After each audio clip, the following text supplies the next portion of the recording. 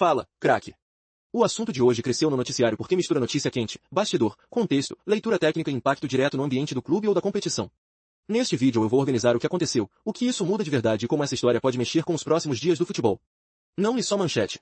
Tem detalhe, tem pressão, tem contexto e tem uma leitura que pode mudar a forma como você enxerga esse caso. Bloco 1. O Wallace Ian perde espaço, e Jardim justifica jovem barrado no Flamengo, não estava integrado para ajudar. O ponto principal aqui é o seguinte, além dos desfalques por problemas físicos, outra ausência chamou a atenção nos jogos do Flamengo com Independiente Medellín e Grêmio. Depois de sair do banco contra o Vasco, o Wallace Ian sequer foi relacionado para as viagens. O técnico Leonardo Jardim justificou a escolha com um motivo já conhecido. A resposta do português para a opção de não levar o jovem foi que ele não estava totalmente integrado para ajudar a equipe. É uma frase parecida com a que o treinador usou para descrever a situação de Plata quando ele foi barrado. O mesmo motivo de qualquer jogador quando não é relacionado. Neste momento não era ele que ia agregar soluções à equipe, eram outros jogadores. Mas é um jogador que eu conto. Um jogador jovem, que tem talento, já falei isso no passado. Nesta última semana não estava totalmente integrado para ajudar a equipe, por isso que ficou trabalhando, mas com certeza, em um futuro próximo, pode ser solução como já foi anteriormente, disse o treinador em entrevista coletiva. Nós gostamos dele, é um menino da base, mas todos os jogadores têm que estar integrados em uma dinâmica de coletivo acima de tudo. A base que rege nossa equipe é o nosso desempenho coletivo, e essa é nossa ideia, completou. Leonardo Jardim e Wallace Ian em treino do Flamengo, foto, Gilvan de Souza Flamengo bastante ativo no dia a dia, Jardim é adepto às conversas e tem boa relação com o elenco, mas também é muito exigente.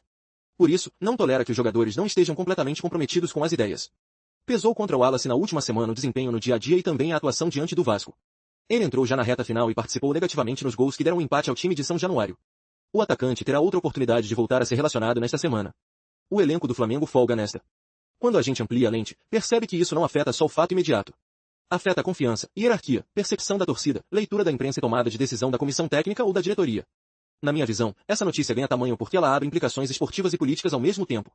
Quem acompanha o futebol no detalhe sabe que uma pauta desse tipo nunca para no primeiro desdobramento, ela contamina escala. Mercado, postura em campo e o discurso público do clube.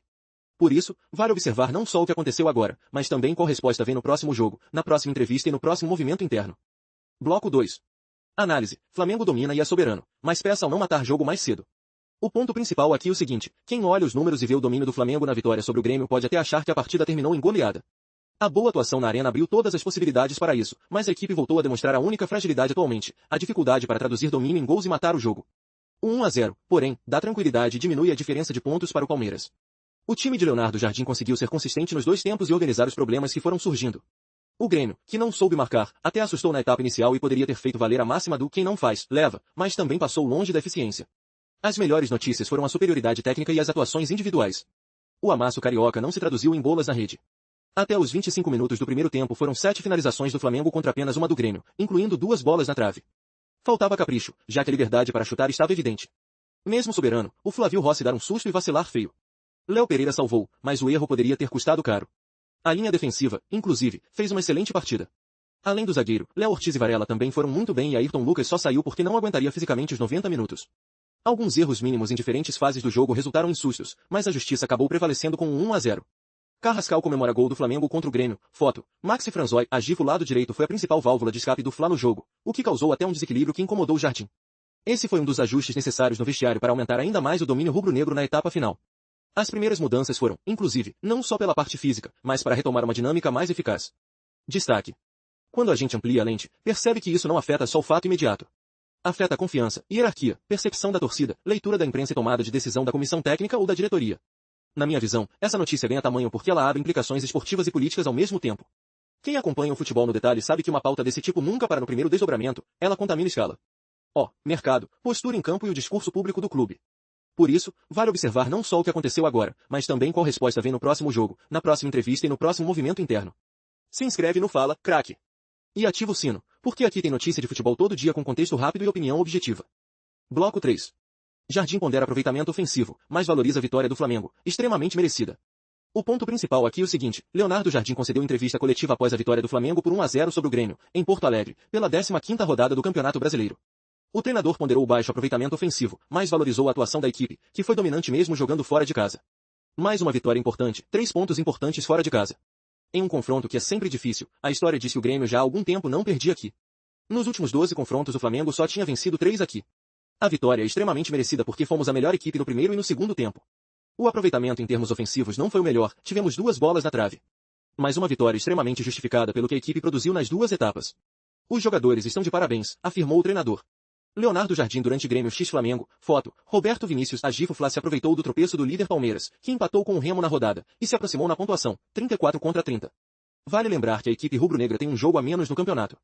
Nós realmente não pensamos muito em quem são os nossos adversários, nós pensamos em conquistar em cada jogo os 3 pontos em disputa. Isso que é o nosso foco, independentemente do resultado do adversário. Quando vê a última rodada, perdemos 2 pontos e o adversário também perdeu, e não foi por isso que estávamos mais motivados ou não. O que nos motiva é representar o Flamengo e saber que cada jogo é uma possibilidade de conquistar 3 pontos, seja em casa ou fora independentemente do adversário. Por isso que cumprimos aquilo que pretendíamos. Acho que foi uma semana muito boa porque classificamos na Libertadores, mais 3 pontos no campeonato, conseguimos recuperar alguns jogadores e agora vamos nos preparar para...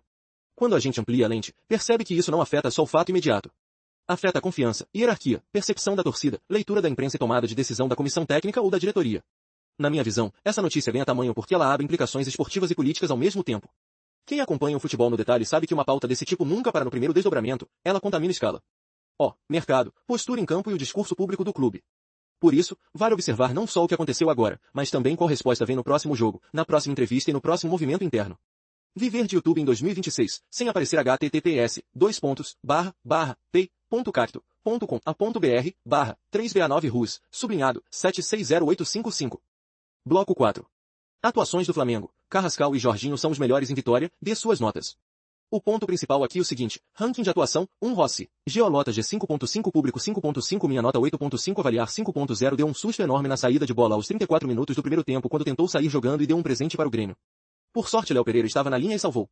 Por outro lado, fez uma ótima defesa antes do intervalo. 2 Varela, LA nota G 7.5 público 7.5 minha nota 8.5 avaliar 5.0 mais uma grande atuação do lateral. Teve liberdade pela direita e ajudou o time tanto ofensiva quanto defensivamente.